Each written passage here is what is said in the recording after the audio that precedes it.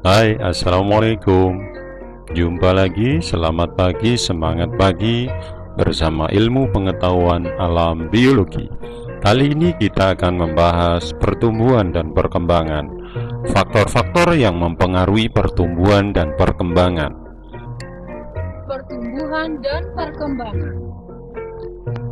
Faktor-faktor yang mempengaruhi pertumbuhan dan perkembangan. Pertumbuhan dan perkembangan merupakan suatu proses di mana keduanya berjalan sejajar dan berdampingan. Pertumbuhan adalah proses pertambahan ukuran yang irreversibel yang melalui pertambahan volume, pertambahan panjang, dan pertambahan berat.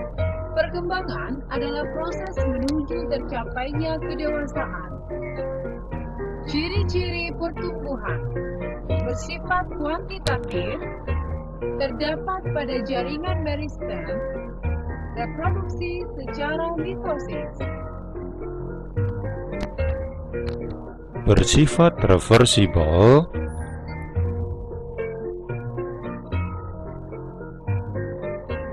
ciri-cirinya pertumbuhan adalah bersifat kuantitatif, bisa diperkirakan. Terdapat pada jaringan meristem, yaitu jaringan muda yang terdiri dari sekelompok sel-sel tumbuhan yang aktif membelah.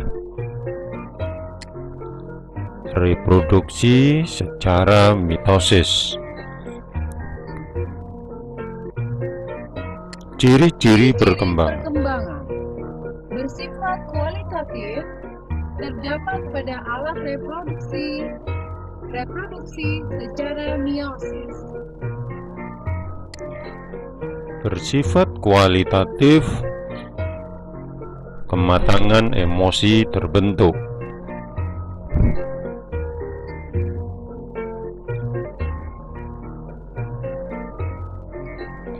Terdapat pada alat reproduksi. Biasanya kalau bunga di kepala putik dan benang sari. Reproduksinya secara meiosis.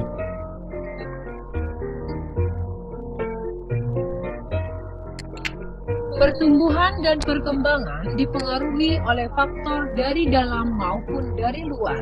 Faktor dalam merupakan faktor yang berasal dari dalam tubuh makhluk hidup itu sendiri.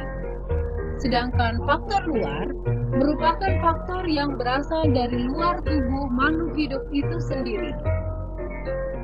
Faktor dalam adalah gen dan hormon.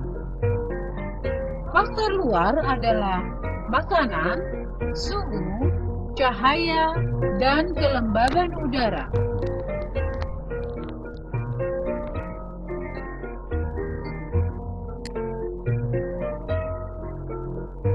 Faktor dalam gen merupakan sifat yang tidak tampak dari luar. Gen terbentuk dari sejumlah asam nukleat yang tersusun dalam makromolekul yang disebut DNA. Gen berfungsi sebagai pembawa faktor keturunan, sehingga sifat yang dimiliki oleh induknya akan diturunkan kepada anaknya. Faktor dalam yang kedua adalah hormon. Hormon tubuh merupakan hormon yang memacu pertumbuhan pada tumbuhan seperti auksin. Hormon auksin memacu pertumbuhan pucuk. Pada manusia, hormon kelenjar hipofisis memacu pertumbuhan tulang dan otot.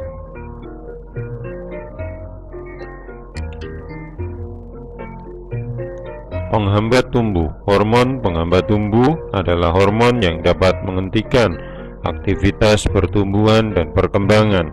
Suatu keadaan di mana tidak terjadi kegiatan pertumbuhan dan perkembangan disebut dorma.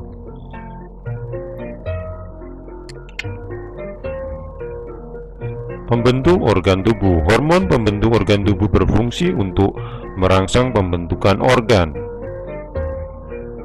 Jika pada tumbuhan, hormon rezokalin berfungsi untuk merangsang pembentukan akar. Hormon luka merupakan hormon yang merangsang terbentuknya jaringan baru dari bagian tepi luka, kemudian akan menutupi bagian yang terluka. Kita lanjutkan ke faktor luar, makanan. Makanan merupakan faktor utama untuk pertumbuhan dan perkembangan makhluk hidup.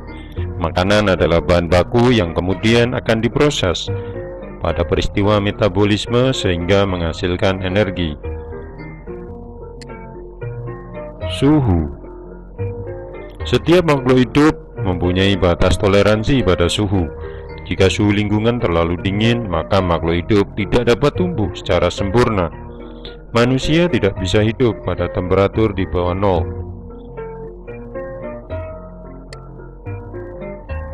Cahaya sinar matahari sangat dibutuhkan untuk kehidupan. Terutama cahaya matahari, semua makhluk hidup membutuhkan cahaya matahari. Cahaya berfungsi untuk mendukung proses fotosintesis.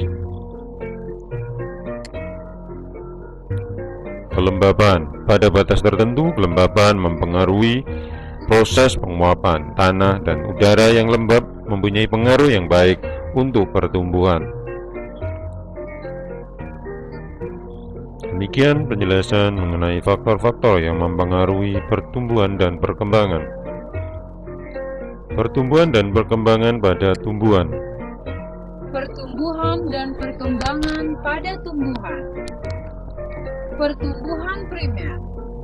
Pertumbuhan primer merupakan pertambahan ukuran panjang pada bagian batang tumbuhan karena adanya aktivitas jaringan meristem primer. Meristem primer disebut juga sebagai meristem apikal karena terdapat pada ujung batang dan ujung akar. Daerah pembelahan sel. Pada daerah ini terjadi perbanyakan sel dengan cara pembentukan sel-sel baru.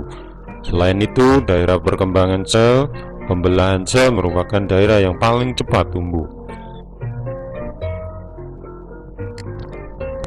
Daerah pemanjangan sel. Pada daerah ini terjadi perubahan ukuran sel menjadi memanjang. Daerah pemanjangan sel terletak di belakang daerah pembelahan sel. Daerah diferensiasi sel.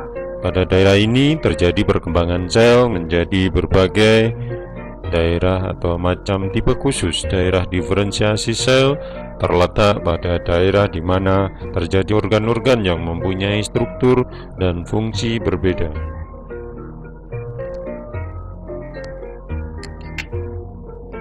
Perkembangan tumbuhan.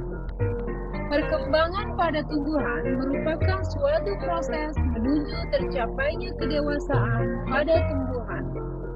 Tumbuhan dikatakan dewasa jika sudah membentuk bunga. Pembentukan bunga merupakan petunjuk terjadinya perkembangan, karena adanya bunga menunjukkan bahwa tumbuhan itu sudah dewasa.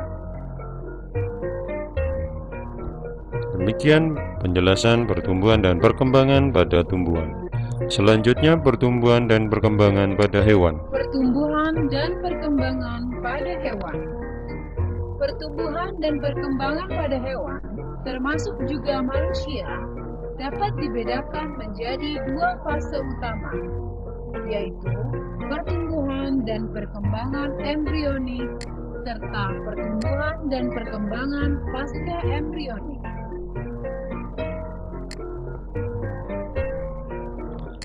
Fase embrionik. Setelah pembuahan, zigot akan mengalami pembelahan secara mitosis, yaitu dari satu sel menjadi dua sel menjadi empat sel menjadi 8 sel, dan seterusnya akhirnya membentuk morula. Dari morula mengalami proses lagi yang disebut blastulasi dan menjadi blastula yang memiliki suatu rongga. Blastula akan mengalami proses lagi menjadi grastula.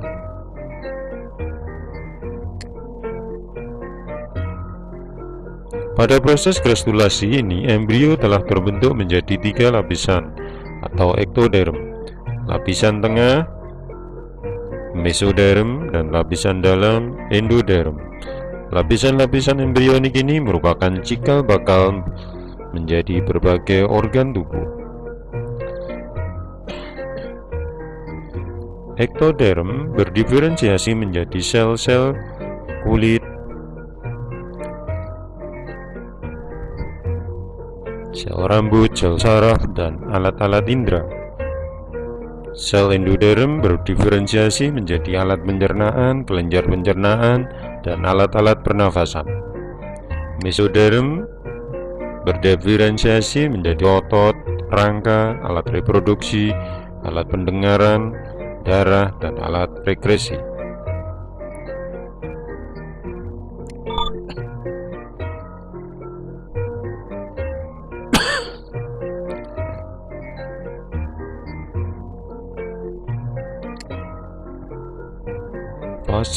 Fase embrionik. Pertumbuhan dan perkembangan pasca embrionik terjadi untuk menyempurnakan alat-alat reproduksi atau alat-alat kelamin. Pertumbuhan dan perkembangan membentuk tubuh secara proporsional. Pada golongan hewan tertentu, sebelum tumbuh menjadi dewasa mengalami tahap larva. Pada golongan hewan tertentu, tumbuh menjadi dewasa mengalami tahap larva dan berlangsung pada pertumbuhan dan perkembangan pasca embrionik ini disebut masa metamorfosis. Contohnya adalah serangga, kupu katak. Metamorfosis pada katak. Pertumbuhan dan perkembangan katak diawali dengan pembuahan sel telur oleh sperma. Sel telur yang dibuahi oleh sperma akan membentuk zigot. Pembuahan ini terjadi di luar tubuh betina. Zigot berkembang menjadi embrio dalam beberapa tahap, yaitu morula, blastula, dan gastrula. Morula terbentuk 3 hingga 7 jam setelah pembuahan. Blastula terbentuk 18 jam setelah pembuahan.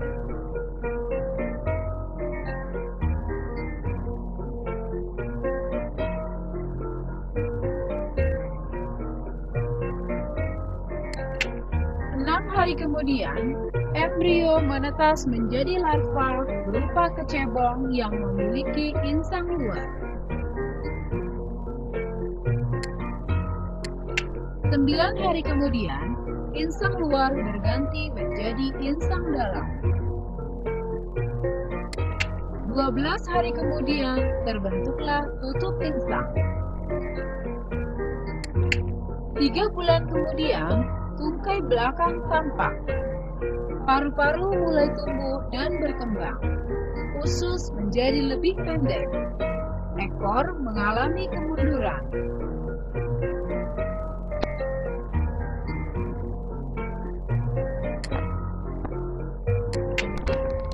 Metamorfosis pada serangga.